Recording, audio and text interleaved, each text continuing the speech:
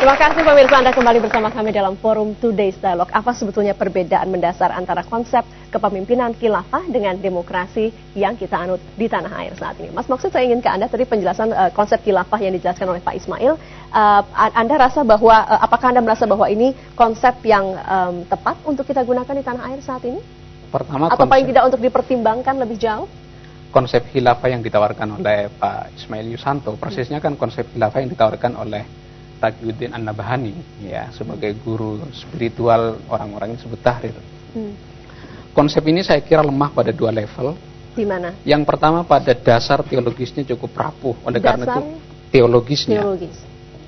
Karena di dalam Quran, di dalam hadis misalnya tidak ada penjelasan yang detail menyangkut bagaimana sesungguhnya khilafah itu mesti dijalankan.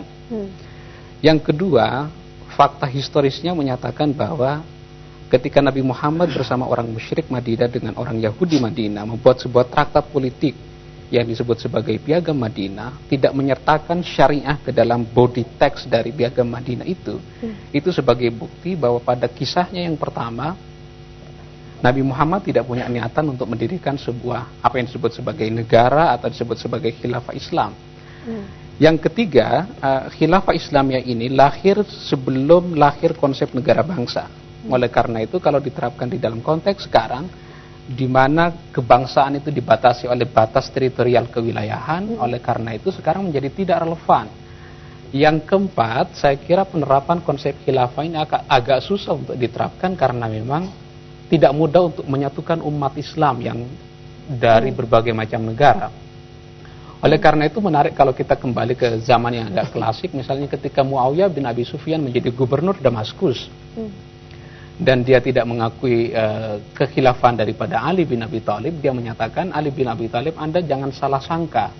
Islam sekarang bukan hanya berada di Mekah dan di Madinah, tapi Islam sudah mulai melebar.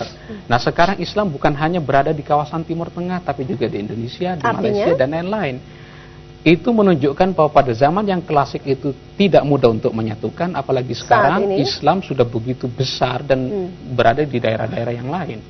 Jadi semakin mustahil untuk menerapkan khilafah Islamiyah. Jadi selain sepertinya sulit untuk tercapai, Pak Ismail, poin dari Pak Maksud juga ini lemah dari dasar teologisnya. Pendapat Anda? Kalau sulit, iya, kita mengakui bahwa memang itu tidak mudah gitu.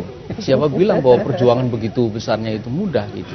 Tetapi dan memang itu sudah naturalnya, semakin tinggi cita-cita itu semakin sulit dan semakin agak sulit juga dibayangkan. Tapi cita-citanya realistis tidak? Kan walaupun cita-cita tinggi kita juga harus realistis. Saya pikir itu sangat realistis. Mengapa? Karena yang pertama kalau dikatakan bahwa tidak punya dasar teologis, sekarang bagaimana Mas Mukhid bisa mengatakan bahwa tidak ada dasar teologis untuk penerapan syariat Islam? Ada, jelas. Ya kan, Al-Quran jelas sekali memerintahkan kita untuk fahkum bainahum bima anzalallah wa anikum bainahum bima anzalallah. Jelas itu, ya kan? Bahkan dengan tegas dikatakan wa malam yahkum bima anzalallah faulaika humul kafirun faulahumul fasikun faulaika humul zalimun. Itu untuk memperjuangkan konsep bukan itu adalah dasar-dasar teks yang sangat jelas dalam Al-Quran untuk penerapan syariat Islam, gitu ya. Kemudian dalam bernegara, apakah spesifik dikatakan dalam bernegara dalam artian rumusan undang-undang negara juga harus berdasarkan syariah? Ketika syariah itu wajib diterapkan, maka syariah itu mengikat dalam kehidupan pribadi, kehidupan keluarga, kehidupan bermasyarakat dan bernegara. Ingat bahwa umat Islam punya negara itu tidak lain adalah untuk membuat bagaimana masyarakat itu menjadi baik, dan bagaimana masyarakat menjadi baik itu tidak lain dengan sistem yang baik. Itulah syariat Islam. Iya, itulah dengan syariat Islam. Itulah dengan syariat keadilan, kesejahteraan itu hanya bisa dijamin melalui sebuah sistem yang baik. Itulah sistem syariat Islam. Sebuah sistem yang baik, harga mati harus ada pada syariah, begitu kan? Iya, jelas. Komentar Anda? Sebenarnya saya belum selesai. Pak Nofrianto? Oke, saya potong sebentar untuk komentar itu.